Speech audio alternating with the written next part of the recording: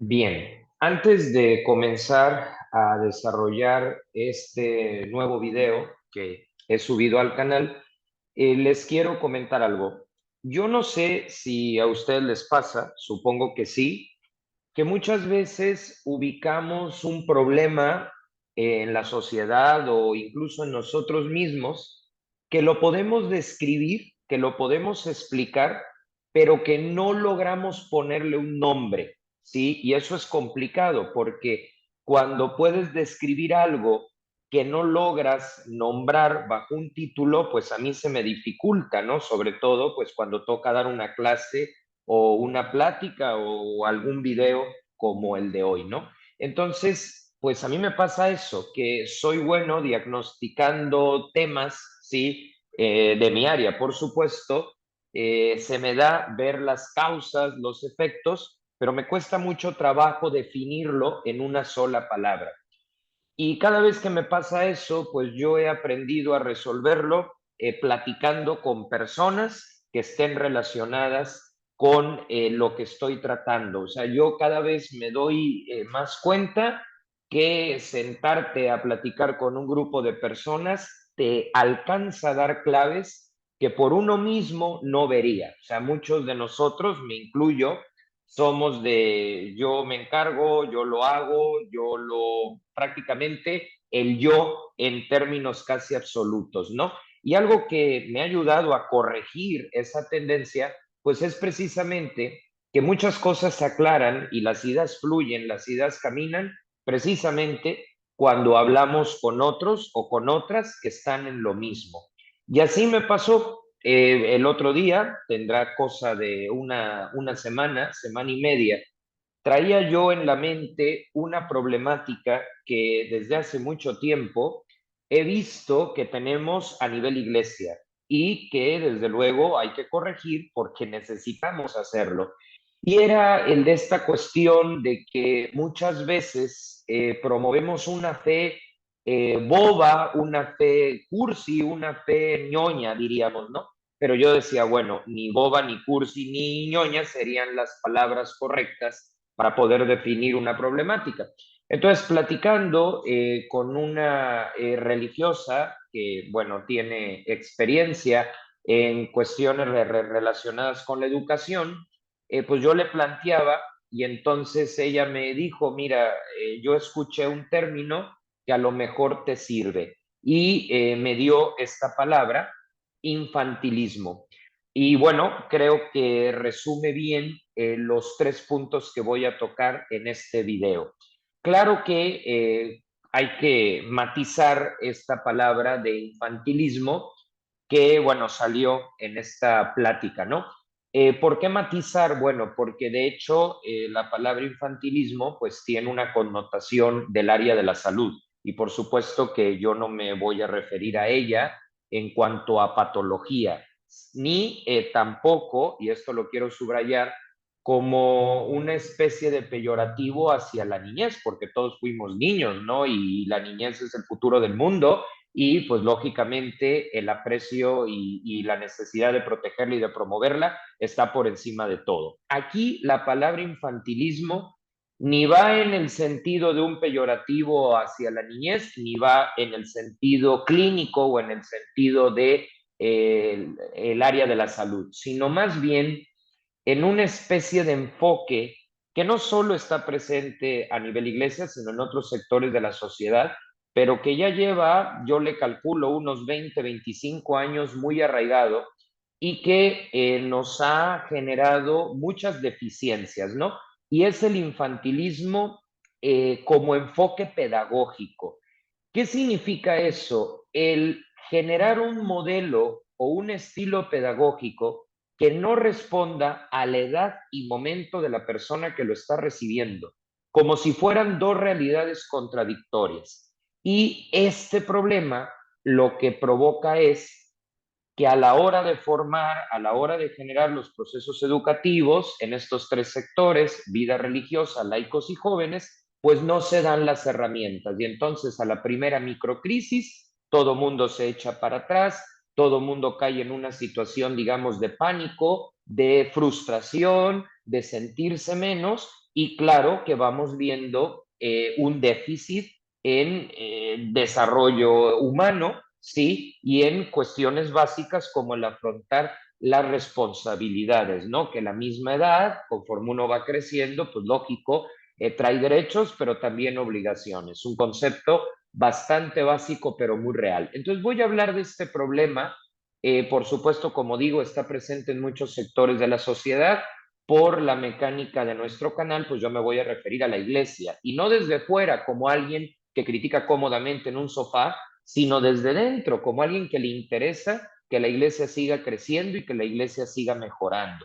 Así que vamos a hablar de esta problemática, el infantilismo en la iglesia, y lo voy a ubicar, como lo pueden ver en el esquema, en tres sectores de esta iglesia. Primero voy a dar algunas características o síntomas y después algunas propuestas de solución que yo he ido de alguna forma ubicando también como maestro en colegio y en universidades, ¿no? Esto te da cierta perspectiva sobre el terreno y bueno, creo que se puede aportar algo. Bien, ¿qué es esto del infantilismo en la vida religiosa? Bueno, yo lo relaciono con la metodología que se puede o que se llega a dar en algunas casas de formación, tipo seminarios, tipo noviciados y cuestiones por el estilo.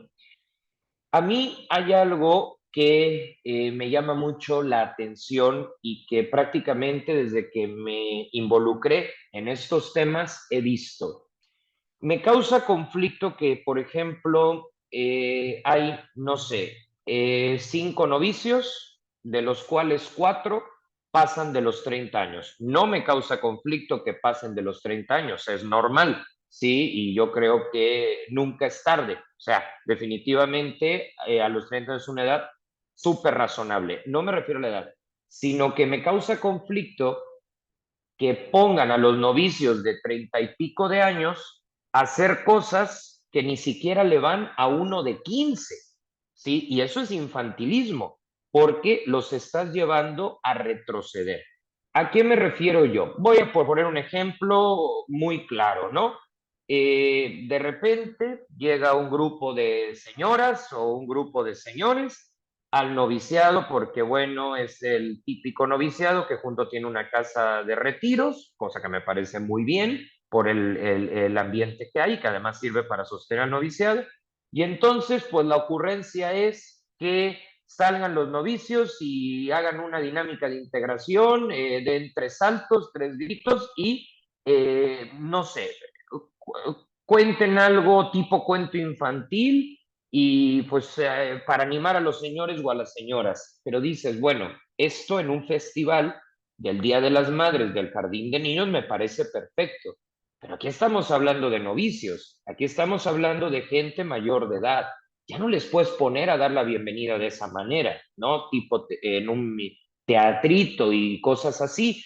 Entonces, creo que esto es a lo que me refiero, ¿sí? Tampoco estoy diciendo, de ninguna manera quiero caer en cuestiones de rigidez, pues que el novicio tenga que ser una estatua, no, o alguien inanimado, por supuesto que no, porque eso destruye a la persona y muchas de las crisis que se han dado a nivel iglesia, incluso en cuestiones de los abusos, ha sido o fue por esa mentalidad que no ubicaba la importancia de ir caminando con la persona, la importancia de generar seres humanos y no una especie de entes flotantes que no sentían la más mínima empatía por nadie, ¿no? Entonces, no va por ahí. Lo que sí, formarlos humanamente, sí, pero acorde a la edad. Yo estoy de acuerdo en que le den la bienvenida al grupo, pero ¿por qué hay que hacerlo fuera de la edad? ¿Por qué hay que hacerlo anulando o incluso hasta ridiculizando? Sé que no es la intención, pero a veces sucede. E incluso puede ser un criterio para decir, este novicio no vale porque como es muy serio, no es cercano. Cuidado, porque cercanía no está peleado con la seriedad. Ahora, también habría que ver qué se entiende por seriedad, porque el hecho de que, pues a lo mejor a X no le guste ir a cuestiones que hacía en primaria, pues eso no quiere decir que vaya a ser una persona grosera, agresiva o distante. Más bien yo diría que si no se presta a eso es porque tiene madurez. Y hoy día que la madurez está tan escasa, pues yo creo que lo lógico es fomentarla en vez de perseguirla. Y así podemos poner otros ejemplos, ¿no? Yo estoy de acuerdo que en el caso de la vida religiosa, por supuesto, está la obediencia, la figura del superior, la cuestión de una jerarquía que permite el orden y el buen rumbo de las cosas. Pero cuando se tiene que pedir permisos que son verdaderamente básicos y que bastaría un poquito de sentido común, pues no haría falta excederse en pedir permiso por cuestiones que con buen criterio se pueden resolver sin que haya ninguna afectación. Repito, claro que hay que pedir permiso, pero como digo, hay de permisos a permisos. Sí, hay unos que desde luego se tienen que tomar. No sé, si pasó algo en la familia y tienen que ir a visitar a la familia, pues claro de que le tienes de que decir al superior, como en cualquier otra institución, y claro de que debes de pedir permiso. Eso está bastante claro, ¿no? Pero cuestiones como casi que para ir a dormir se requiere de la bendición del superior y tal, no en un sentido, digamos, litúrgico de la ceremonia, sino en un sentido de disciplina, pues dices tú, a ver, eso puede estar creando ahí una especie de infantilismo, de persistir en una mentalidad que no evoluciona y que se vuelve dependiente de algo tan simple como llegó la hora de dormir y no tengo que hacer todo un aviso, todo un oficio de que ya llegó la hora de dormir, ¿no? Entonces, creo que con estos ejemplos se va entendiendo. Y es que aquí hay algo más de fondo. Si se entiende que el fomento de la humildad es el fomento de actitudes infantiles o de actitudes que se ven ridículas no porque lo sean en sí, sino por lo que la edad proyecta en ese momento, pues yo no le veo ninguna relación a la humildad con el infantilismo de llegó el grupo de señores, llegó el grupo de señoras y a ver qué numerito vas a montar en el teatro del edificio, ¿no? Yo creo que aquí hay que tener en cuenta que la humildad es, como decía Santa Teresa de Jesús, andar en la verdad, o sea, conocerme a mí mismo. Eso es la humildad y eso es lo que hay que fomentar no solo en un noviciado, sino en cualquier otro espacio donde las personas estemos formándonos. Pero humildad, sinónimo de hacerte el chistosito, humildad, fingiendo una sonrisa, cuestiones de esas, es todo lo contrario. Se vuelve una antítesis. Repito, claro que se vale el buen humor, claro que el que da buenas puntadas que las diga, claro que el que es bromista en buen plan que lo sea, pero una cosa es una broma o algo simpático al natural y otra cosa es casi que con un esquema de cómo debes de hacer reír a este grupo que está llegando, ¿no? Y cómo dejarte claro, pues de que aunque tengas 30, 32 y 33, aquí casi tienes 15 o casi tienes 14 por una idea equivocada de la formación. ¿Y cuál es el problema de esto? Pues que si se pasa un año, 2 años, 5 años haciendo este tipo de espectáculos fuera de época o fuera de lugar, pues cuando le llega algún joven con alguna problemática difícil, no le va a poder responder. ¿Por qué? Porque pues es experto recibiendo a los grupos, es experto haciendo cosas que no le tocan, pero a la hora de las que sí tocan, a las que sí corresponden, no va a haber perspectiva, porque se confundió humildad con infantilismo, porque se confundió obediencia con dependencia, ¿sí? Entonces, estas cuestiones hay que irlas corrigiendo, ¿no? Yo siempre cuento una anécdota ya para cerrar esta idea y hacer la propuesta. Me tocó en X congregación ver que en su perfil de redes sociales pues aparecía el grupo de las postulantes, ¿no? Y eso me pareció muy bien porque también es importante en cuestión de promoción vocacional, pues que la gente joven vea que efectivamente hay gente joven que cree en esta propuesta y que entra, todo perfecto. yo veía pues en las fotos muy buena compenetración del grupo, música, alegría, buen humor. Yo dije, ah, perfecto, muy, muy bien, ¿no? Como muy seguras en su entorno, perfecto. Pero tuve la suerte, o bueno, no sé si fue suerte, de visitando una de las instituciones de esta congregación, me tocó coincidir con esas postulantes que aparecían en las redes sociales, en la promoción vocacional y toda esta cuestión. Y estaban visitando uno de sus colegios y las veo, pero en un rincón totalmente desconectadas, con cara de susto de esta escuela es muy grande, ¿qué venimos a hacer aquí? Yo decía, es que ahí está el problema. O sea, en la casa de formación mucha seguridad, mucho todo, y a la hora de estar en el campo del apostolado, del contacto con la gente, ahí ya no hubo esa presencia alegre que yo veía en ese entorno seguro. Con esto no estoy diciendo de que las casas deban de ser inseguras, jamás diría yo eso.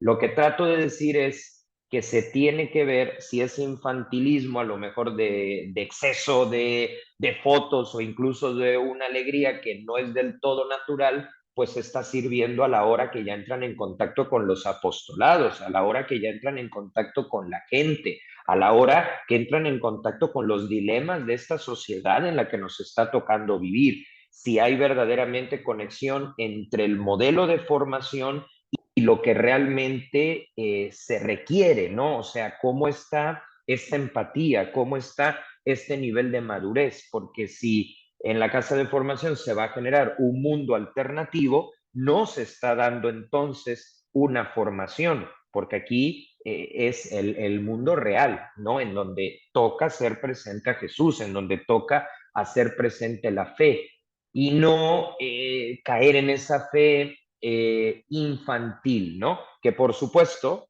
esto también lo quiero aclarar, no hay que confundirlo con el camino de la infancia espiritual de Teresa Lisieux. Por favor, el camino de la infancia espiritual de Teresa de Lisieux es una maravilla, es uno de los grandes patrimonios que la Orden del Carmelo ha dado no solo a la iglesia, sino a la sociedad. Lo digo porque en algún momento a Teresa de Lisieux tuvo ahí sus detractores que decían que practicaba un cierto infantilismo, pero eso es falso.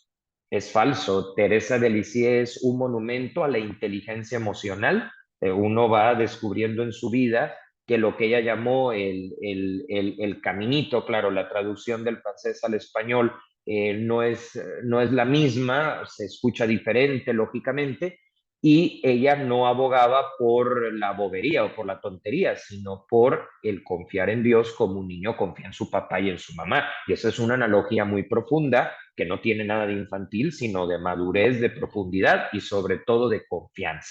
Entonces, por aquí hay que ir trabajando estas cuestiones. Repito, obviamente en las casas de formación tiene que darse un desarrollo integral, por supuesto, la importancia de ser cercanos, de ser sencillos, de no complicarse o caer en apegos, pero acorde a la edad y momento que la persona está viviendo.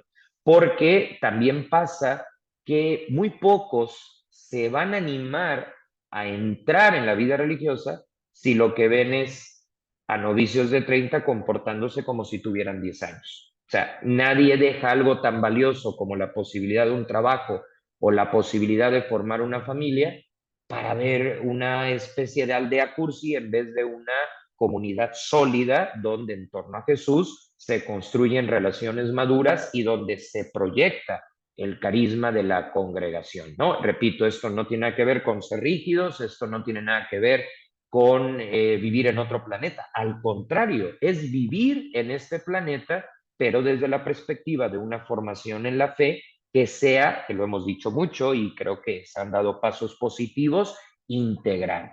Ahora, ¿qué diría yo?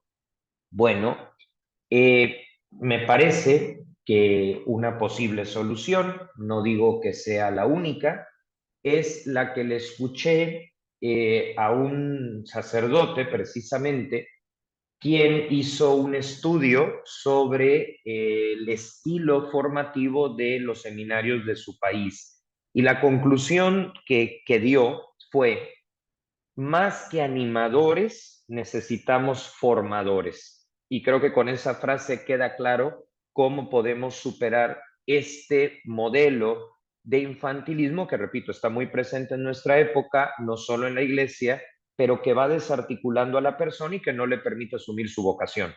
Que esto es lo verdaderamente importante y a lo que Dios nos llama a cada uno, vivir nuestra vocación, ¿sí? Entonces, aquí hay esta cuestión. Más que animadores, necesitamos formadores. ¿Cuál es la diferencia entre animar y formar? Que al formar animas, pero al animar no necesariamente formas, porque pues el animar es, te digo una palabra positiva, pero no te acompaño cuando las cosas se ponen complicadas. Te digo una palabra positiva, pero no te llevo a la realidad de lo que te vas a encontrar. En cambio, la formación es esa palabra positiva, pero en contexto. Esa palabra positiva para que te sostenga en los momentos de tormenta, en los momentos donde viene el desánimo. ¿Sí? Y creo que esto es muy importante. Y quitarnos de ñoñerías sin que, repito, caigamos en la rigidez, en la frialdad o en problemas de tipo afectivo. A mí me parece muy interesante una anécdota para que se entienda pues cómo liberarnos de este infantilismo que puede afectar las casas de formación. Digo, yo no pertenezco a una congregación, yo soy laico, profesionista, pero precisamente por estar desde fuera puedo dar una perspectiva objetiva, desde fuera de una casa de formación, pero dentro de la iglesia, como muchos laicos solteros o casados, ¿no? Bueno, aquí hay una anécdota que cuenta un exalumno del padre Jorge Mario Bergoglio, hoy el Papa Francisco. Fue bueno, actualmente pues es un sacerdote que fue formado por el entonces padre Bergoglio, ¿no? Hoy el Papa Francisco, y él cuenta que el Papa, que en aquel momento era formador, es decir, el que los preparaba para luego ser sacerdotes, les encargaba tareas que les ayudaran a superar este infantilismo. Por ejemplo, él cuenta que en una ocasión lo llamó quien ahora es el Papa y le dijo, mira, aquí hay una familia que no encuentra una casa, te voy a dar tanto presupuesto, consígueles una. Sí, este presupuesto pues viene de la acción solidaria que los seminarios hacen y que es algo excelente. Pero pues hasta donde te alcance y hasta donde puedas, pero tienes que optimizarlo y no puedes volver hasta que no lo logres, ¿no? Entonces ahí va, en aquel momento este seminarista empieza a gestionar, ver en qué casas pueden ubicar esta familia necesitada y sabe que no puede volver diciendo no supe, no pude.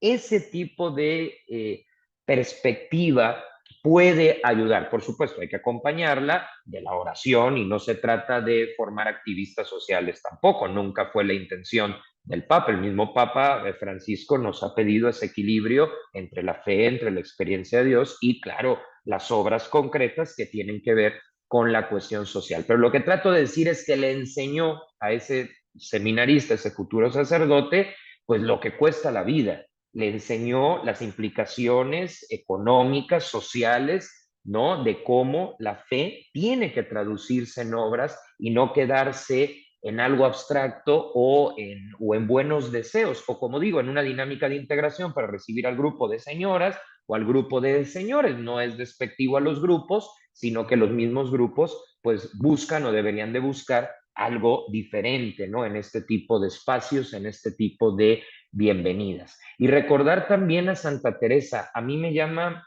mucho la atención que cuando se refería a las monjas les llamaba señoras, ¿no? Utilizaba el término señoras mías. Y esto no lo hacía, repito, para romper con el sentido de familia que ella promovió en todos sus conventos y que se mantiene hasta hoy.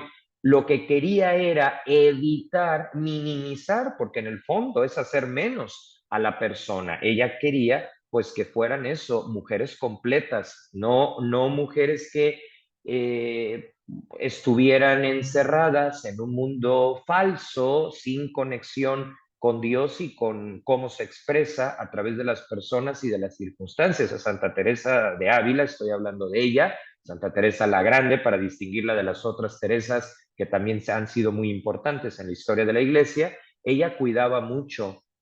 Por ejemplo, hay una anécdota que en una ocasión están las monjas ahí, ella pues era la superiora, y de repente una le pide las tijeras a la otra, esa otra no se las da, y entonces interviene una tercera, pero lo hace utilizando un lenguaje pegajoso, un lenguaje de diminutivos, y entonces Santa Teresa interrumpe y dice, pero ¿qué es esto?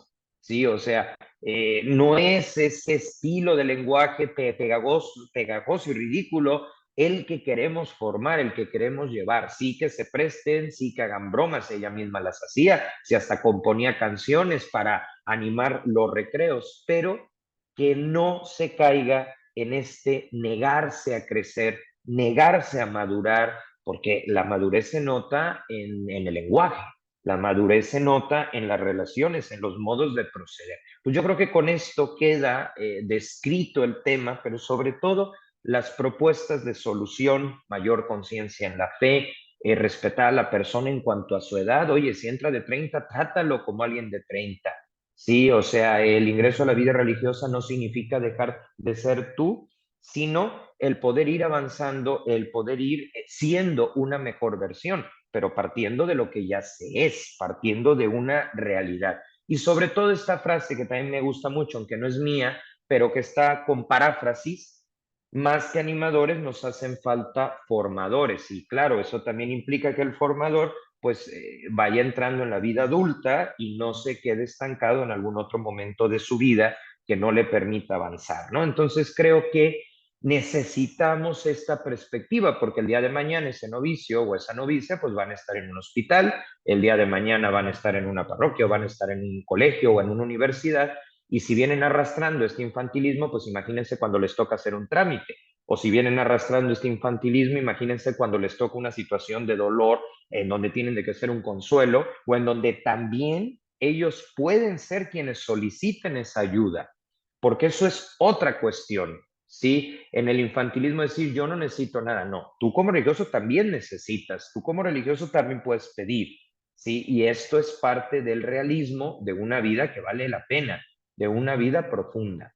Entonces, en ese sentido, son claves, repito, que yo veo desde fuera y desde dentro al mismo tiempo, ¿no? Desde fuera, porque bueno, yo soy un laico que, que he elegido esta vocación, que no es la de una congregación o la de un seminario, por eso desde fuera, pero también desde dentro en el sentido de que me ha tocado tratar, y yo lo considero un regalo, a muchos miembros de la vida religiosa, tanto hombres como mujeres, y que para mí esos son un ejemplo a seguir, pero que en el trato con ellos, pues ellos mismos van ubicando la necesidad de pasar de este estadio dependiente a un estadio de una obediencia sólida, pero una obediencia madura. Bueno, eso en cuanto a los retos o al riesgo que supone el infantilismo en la vida religiosa y cuáles son las opciones, los caminos para tener personas que además, por su estilo de vida, atraigan a otras. Porque, repito, algo tan valioso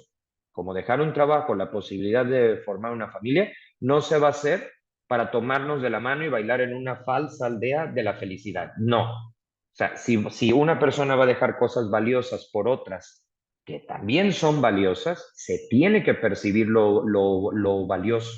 Y una fe boba, una fe desencarnada, una fe que no tiene este elemento inteligente, este elemento de profundidad, este elemento de visión a largo plazo, pues o no va a atraer a nadie o atraerá a personas que busquen otro tipo de cuestiones, pero que no tengan nada que ver con el ideal fundacional de la vida religiosa y del aporte que tiene al mundo de hoy. Bien, pasando a la cuestión de los laicos, o sea, de gente como yo, sí, que vivimos en nuestras casas, que formamos parte de una familia, también en nuestro ambiente se da el infantilismo como problema. ¿Y qué manifestaciones o qué síntomas tiene?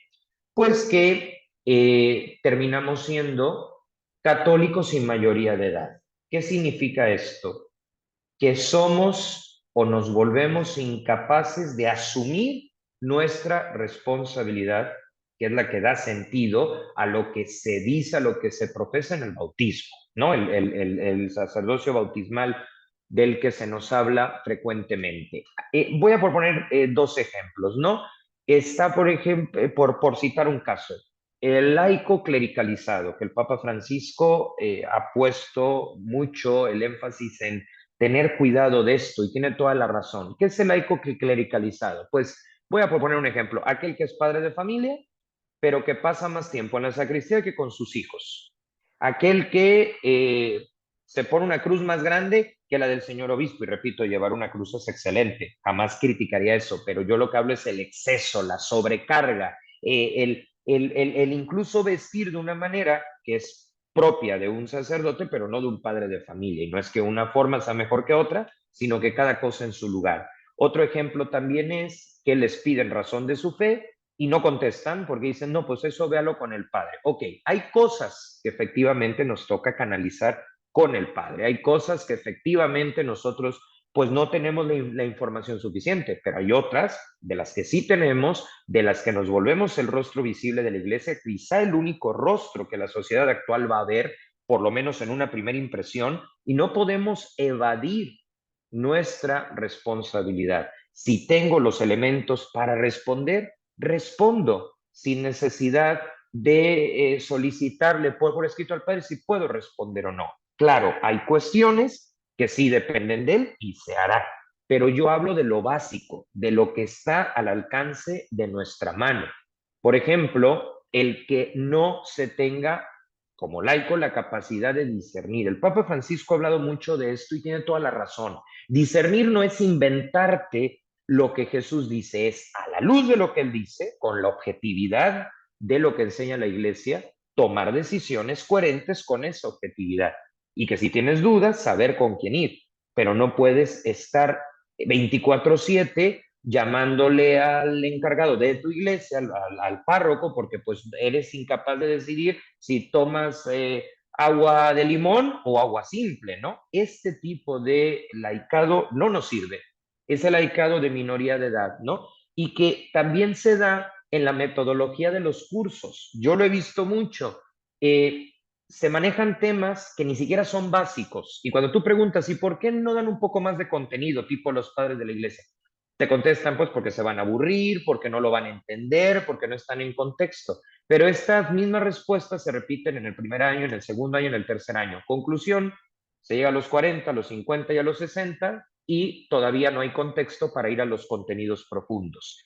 Eso es algo que tenemos que corregir. Y también, si le vamos a confiar a los laicos una decisión, respetar la decisión de los laicos, siempre claro que se acorde con la reglamentación y con el sentido común. No vamos a exponer un hospital, una escuela por el capricho de un laico, pero si ese laico al que le has confiado la dirección está haciendo las cosas bien, si es cuidadoso, si tiene una vida espiritual profunda, pues no le pongas trabas, facilítale y mantente en lo dicho a la hora de haberle confiado las responsabilidades, sin que eso signifique dejarlo solo, sin que eso significa pues que haga lo que quiera y si se va al traste del hospital no pasa nada. Claro que sí pasa, pero si las decisiones son coherentes y si le estás confiando una tarea, pues respetar también su gestión, su autoridad, ¿sí? Para que pueda llevar a cabo pues el ejercicio de la misión y no quedarse como un católico sin mayoría de edad, ¿no? Como un católico que no tiene una opinión política, como un católico que no tiene una opinión sobre economía, como un católico que en realidad no sabe ni qué hacer ni qué decir porque no tiene la formación adecuada o porque la formación ha sido dibuja en un papelito cómo te sientes hoy, que no digo que no sea importante, pero no es lo único. Entonces ahí vemos también infantilismo. Cuando hay un laico clericalizado. ¿Y por qué se clericaliza? Porque sabe que si no se llena de elementos que no le corresponden, no cuenta con la fuerza, con la autoridad o con el respaldo para hacerlo. Y esto lo tenemos que ir corrigiendo. Afortunadamente ya se han dado pasos importantísimos. Yo mismo, y estoy muy agradecido, he visto cómo la vida religiosa confía en nosotros, he visto cómo nos van proporcionando las herramientas pues para adquirir esta mayoría de edad. Así que no se parte de cero, ni esto tampoco es un mensaje negativo, sino algo muy, muy, muy real, ¿no? Entonces, ¿cuál sería la conclusión? Pues yo diría que hay tres. Número uno, formar a los laicos sin subestimarlos, o sea, lánzales contenido de verdad y no creas que siempre están empezando desde cero. O sea, si ya les diste la base, vamos a pasar al siguiente piso. Segundo, confíale tareas específicas. Hay algunas que le corresponden, hay otras que no, pero las que le pueden corresponder, comparte la misión con ellos, con nosotros, confía en nosotros y siempre que se haga o hagamos una buena gestión, ayudar, facilitar. Ya si no hay una buena gestión, pues evidentemente, claro que hay que intervenir, ¿sí? Y lo tercero, pues ayudar a que se vayan soltando en el buen sentido de la palabra. ¿A qué le llamo el buen sentido de la palabra? No es que vayan por la libre, no es que se inventen el carisma, no, es dentro del carisma, dentro de la iglesia, dentro de los parámetros lógicos de pertenecer a una institución, pues que tenga iniciativa, una iniciativa acorde. Entonces, este tipo de realidades van a ir permitiendo pues que los laicos no sean un copiar y pegar de los sacerdotes, ¿no? O que los laicos no sean miedosos en el sentido de que pues a lo mejor el obispo está diciendo una cosa, pero tú como laico tienes otra experiencia y puedas decirle, mire, yo lo veo de esta manera, ¿qué le parece? O sea, el hecho no de desunir, no de tomar el control, porque también existe este laicado que quiere controlarlo todo, no es así, no es un tema de poder, no es un tema político, no es un tema de control, es un tema de tarea compartida. Y eso debe de quedar claro si la formación es buena, si la formación es sólida y no es infantil, que se traduce en dependiente. Y bueno, vamos a pasar al tercer y último sector de análisis y de propuestas, sobre todo de propuestas con los jóvenes. ¿Cuándo se da el infantilismo en la iglesia en relación a los jóvenes? Que podemos ver a nivel colegios, a nivel universidades y a nivel grupos juveniles. Dice, al emplear una didáctica que no corresponde con su edad, momentos y preguntas. De manera práctica, lo que funciona en una clase de religión en primero de primaria no puede ni debe funcionar en primer semestre de bachillerato o tercer semestre de universidad. Los contenidos tienen que evolucionar. Y si no evolucionan, lo que estamos haciendo es promover el no cambiar de etapa, el no dar pasos. Y luego vienen las quejas que los jóvenes actuales son de cristal, que los jóvenes actuales no dan una corrección.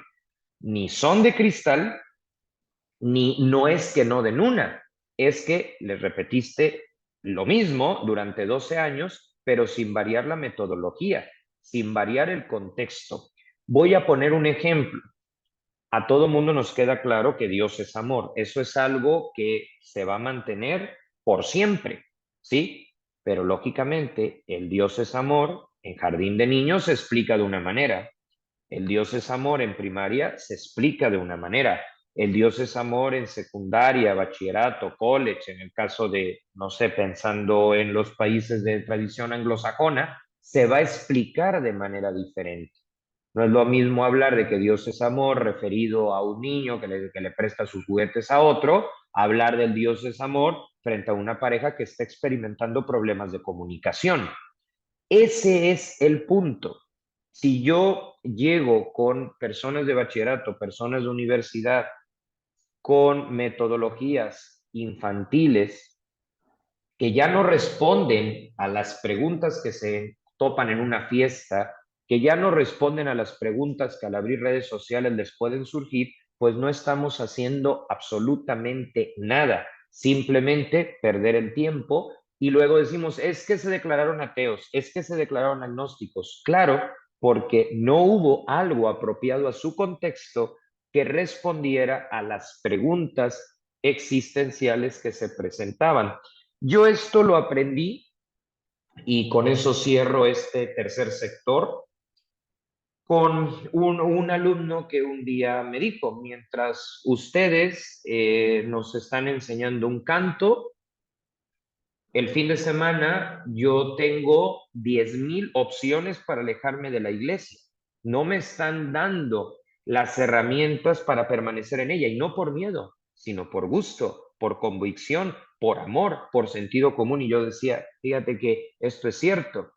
¿Qué tipo de propuesta recibe en una fiesta y qué tipo de herramientas le estamos dando para que pueda ver si es una propuesta que construya o es una propuesta que destruya? Muchas veces, y esto lo he dicho en otras pláticas, mientras nos pasamos viendo el eslogan del retiro, el mundo está en llamas, ¿sí? Y perdemos 3, 4 horas viendo el eslogan en vez de preguntarnos qué viven la gente joven de hoy, qué tipo de dudas tienen, qué tipo de conflictos interiores están experimentando, porque volvemos a lo mismo. Si tienen necesidad de los padres de la iglesia, pero yo solamente les pongo a dibujar cosas, pues es complicado. Y con esto no estoy diciendo que la música y el arte no sean importantes. Claro que es importante, pero promovamos la música de verdad y el arte de verdad, no de forma marginal, ¿sí? Y que todo esto nos ayude. Claro, pero ¿qué es el arte y qué es la música de verdad? Me refiero a que si nos vamos a ir por la vía de las bellas artes, demos contenidos que vayan en esa línea y contenidos profesionales con técnica y no simplemente en los alrededores, sino que vayamos al centro de la cuestión. Yo creo que una pista para no formar infantilmente a los jóvenes es interesarnos, lo he dicho ya también en otros videos, qué tipo de series son las que le gustan, a qué concierto fueron la semana pasada, qué equipo de fútbol es el que va a ganar, o perdón, el que ganó la copa, enterarnos no en plan de vigilancia, sino en plan de conocer el contexto. Y en esto, como en todo, por supuesto, Jesús es el maestro. Cuando Jesús estaba en el campo, ponía ejemplos de la cosecha. Cuando Jesús estaba en la ciudad, por ejemplo, ponía casos de cuando se iba al tribunal por el tema de una sucesión. Digo, no es que en el campo no haya sucesiones, por supuesto que hay temas así, pero digamos que quien estaba familiarizado con tribunales le hablaba de tribunales, quien estaba familiarizado con el campo le hablaba de cosecha. Y eso también tiene que ver con la gente joven. Ponerlos a hacer actividades que no generan un aprendizaje significativo es pérdida de tiempo y muchas veces es infantilismo.